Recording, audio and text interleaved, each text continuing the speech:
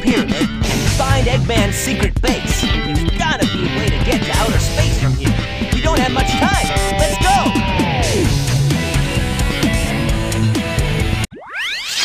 Welcome back to Sonic Adventure 2 Battle. Thanks to Tails, discovering the entrance to Eggman's secret base in a freaking desert. Now it's Sonic's turn to go ahead and infiltrate the base from there.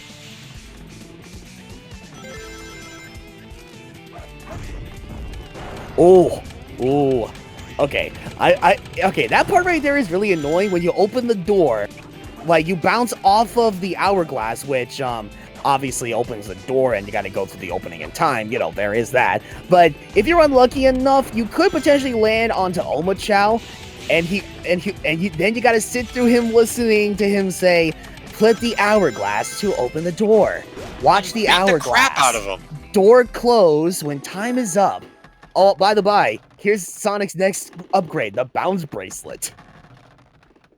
So it's like two things can happen. Okay, well, actually, no. For now, just one thing can happen. He can bounce to higher ledges that he couldn't reach before. It'll become even more viable when we get another upgrade, like later near end game. But for now, it's an upgrade that is mostly useful to get some extra height. Also, but yeah, like Ryan, if Omochao starts giving you shit, just beat the crap out of him. Yeah, if you're lucky enough to grab him while he's flying around you, yeah. No, I just spammed the bounce and just hit him that way. Yeah, I suppose that works too. Whoa, hey. Oh, hey, babe. Whoa, what are you doing over here? Hey, what are you doing? Oh, okay, bye. I've been a bad kid. Oh, God, what did you do to Froggy this time? Nothing. I don't believe you. Oh, God, these freaking ghosts at this level. All right, look. Revisiting either. Oh, God. I forgot that happened. He's like, I'm not gonna let you grind. Yeah. Hug! Grind on me! Let me hug you! Oh, Papyrus. Oh, God damn it! I was going for Melvin. Oh. It's like, let me hug you in front of the Gammas. Yeah, that's literally the worst place to get caught by one of those ghosts. In that area Target locked. Thank you, ghost. Yeah, no, seriously, you were literally like a sitting duck if that ghost grabs onto you right in front of those two E102 Gammas. Seriously, you have no idea how many times that's happened. Like, it sucks. And it's even more of a pain when these ghosts also grab a hold of you while through this part of the. And it's like, I'm trying to get to the other end of this freaking door before it closes. Guys, stop! I don't need your love right now, okay? Oh my God, it's Sonic! Can I have your autograph? No. I'm trying to save the world, okay? Save that for afterwards. Please. And suddenly Big hugs you. Did you find Froggy? Boo hug! It's like, Big, not now, the door's about to close. But I love you. The door to friendship never closes, Sonic. Just like my friendship between me and Froggy. We're not friends! Help me! We're not even friends! I'm a frog! You're a cat! You should be disemboweling me! Ooh. I mean, I shove you up my ass. Does that count for anything? No! No, that was not fun! God damn it! God, that's something I haven't heard in a while. It's something I have not heard in a while either. Are they still making those flash animations? They are, but in a way they are, but they're not making like full out volumes or whatnot. They're making another side volume called like a Sonic Shorts. So it's literally like the volumes of Sonic Shorts that we're all familiar with, but it's like the skits are like 5, maybe like 10 seconds long or something, and there's less of them. Aw. The door's locked. Surprisingly, see, like Sonic Paradox, you know, the same people that make Sonic Shorts. Surprisingly, they are still slowly but surely working on new episodes of their abridged series of Sonic X, Sonic F. It's like they've just like funny enough, like they just recently made another like episode, and they based the episode off of the video game Yakuza. I hope I'm saying the name right. Yakuza. Yeah, Yakuza. Yakuza. Oh, here we go. Knuckles' hammer gloves. It's hammer time. Don't touch it! So yes, with the hammer gloves, now Knuckles has the ability to destroy iron crates, like so.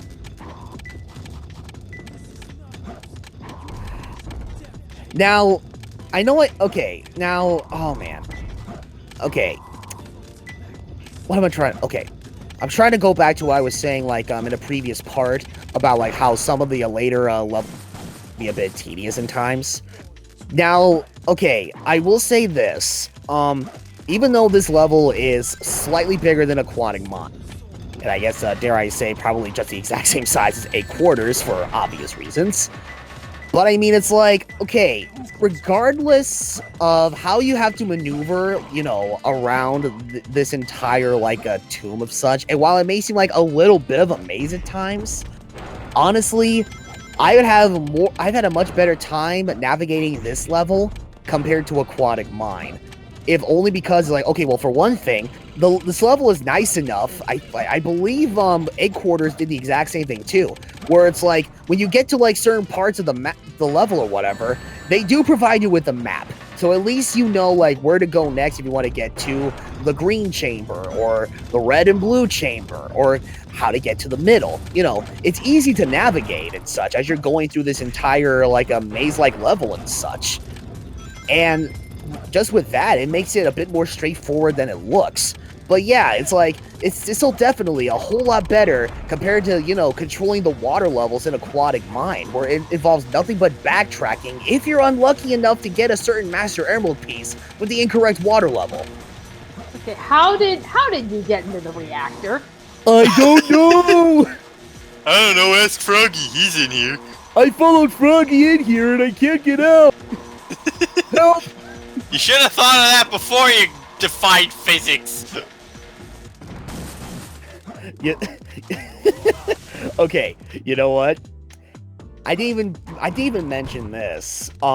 There are actually some other Big the Cat cameos that you can run into if you revisit levels. Like, if you revisit certain levels and you take on like the last mission within the level, which is basically like going through a mission in like going through a level in its hard mode, like its hardest difficulty and such. If you go to these certain levels on hard mode, you know, the last mission you do, if you revisit the level, you are able to find Big the Cat in a slightly different location. So Weapons Bed being one of them, and I believe same thing applies with this level as well, where I believe he appears at a slightly different location within the reactor. Why that is, I don't know. But sadly, seeing as how this is a brand new save file and such, I wasn't even able to record those particular Big the Cat cameos. And even though I have another save file which has way more progress in it or whatever, I still didn't even bother with hard mode because it's like I don't have time to mess with hard mode in this game. I mean, not now at least. I'll probably do it at my own time, but for the sake of this playthrough, it's like I didn't have the time to do that. So it's like I just saw you gliding by that one key and it was frustrating me. Like, oh come on, he touched it. I know. Sometimes that tends to happen sometimes.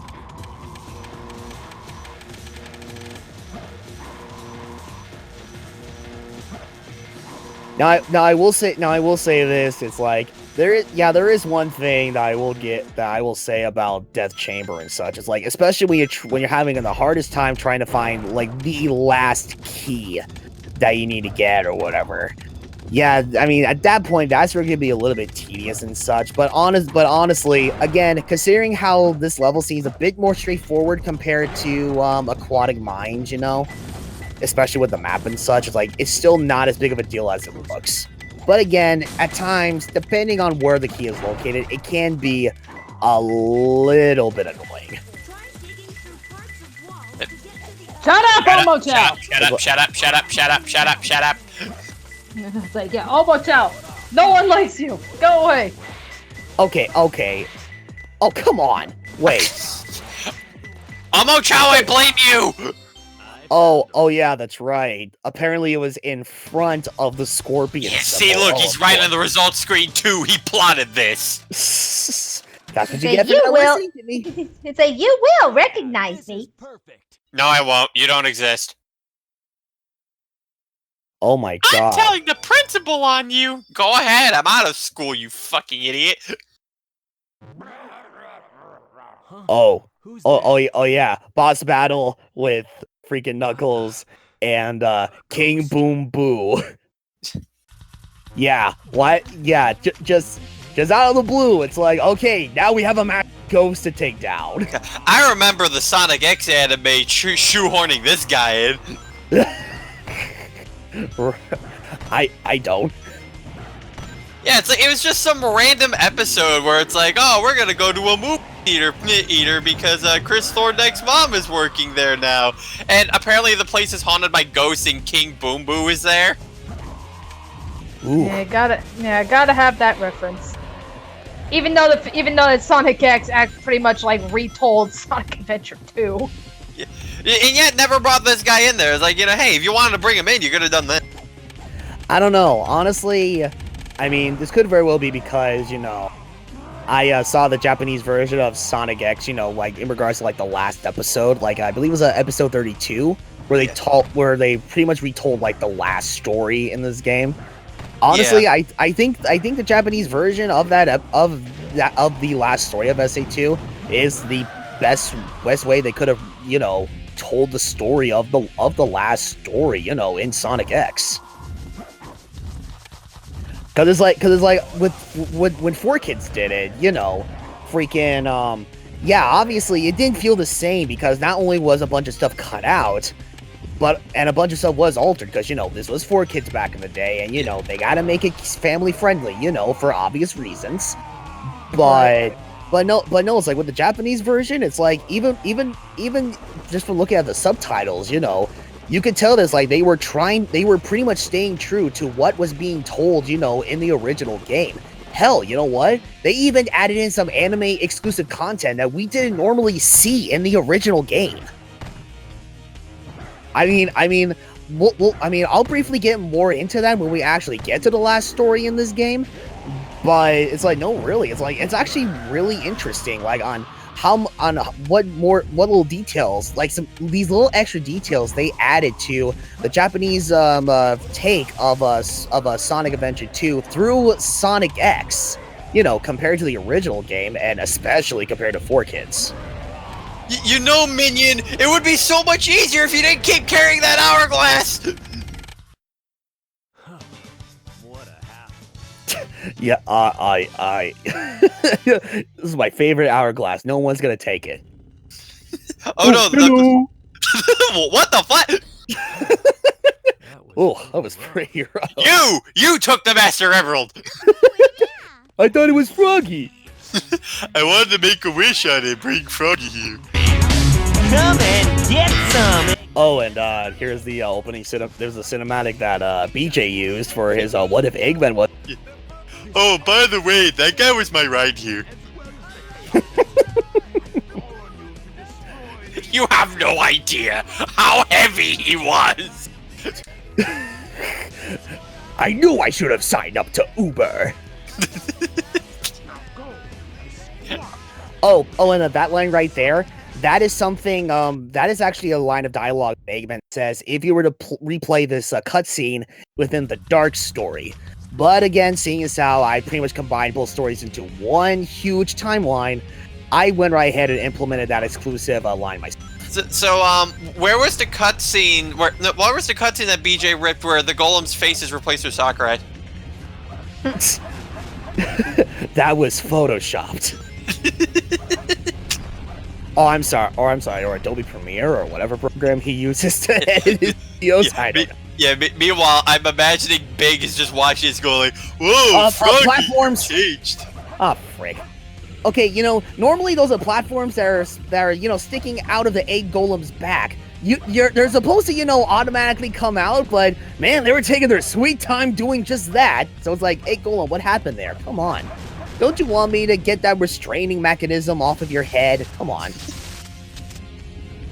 Does not compute. Oh yeah, I should probably point this out. Saw that little animation there. So before you get 2 hits on him, he'll do those standard attacks where he slams his fists onto the platforms. At any moment during this fight, where you see those things of static electricity surround his body, then he would do that move where he just places both of his arms on both sides of the arena, and as what you just saw earlier, he would move around to try to cover the entire area. Eggman, maybe it'd be a good idea if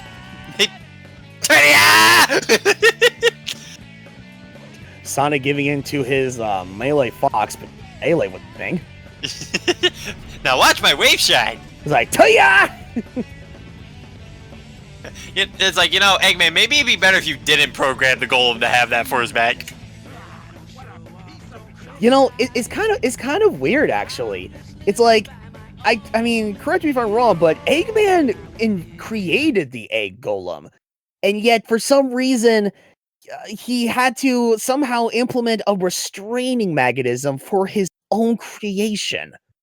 Why is that? I never understood. I mean, I get making a failsafe in case your creation goes up, goes haywire or whatnot, but it's like, Christ. Yeah. Right. Yeah, it's like, I don't know. It's like, it's like, what? I mean, honestly, if this wasn't Eggman's creation, if they took a slightly different direction with the Egg Golem entirely in that aspect, then I could understand a lot more. A lot of times I would see the Egg Golem as say, not a creation by Eggman, but the guardian of the pyramid or something. And Eggman was fortunate enough to create a restraining mechanism to take control of this being that he had no affiliation with. And from there, basically Sonic, just freaking took away the restraining mechanism, and the rest is history. So it's like, if I were to see the Egg Golem as some kind of guardian or something of the pyramid and not another one of Eggman's creations, then I could see the restraining mechanism make a lot of sense. But it's like, and yeah, I know there have been cases with another Eggman robot that, basically tries to go off and kill Eggman within the next game or whatever. I mean, there is that, but it's like, wait, but Eggman, this is your own creation. Don't you think you could have, worked around that so you wouldn't have to put a restraining mechanism on your own creation? I mean, come on now. 300 IQ, I know you lose to a blue hedgehog 24/7 or whatever, but it's like, come on. Seriously, IQ of 300. Yeah, okay, sure, buddy. yeah, whatever you say. Honestly, I get the feeling they only say that just for the game manuals. Oh man. So yeah, as we clearly just saw, looks like the Egg Golem is out of Eggman's control, I guess. So looks like Eggman is gonna be in some big trouble right there. So tune in next time and see what happens when Eggman takes on his own creation, the Egg Golem. So see you guys then.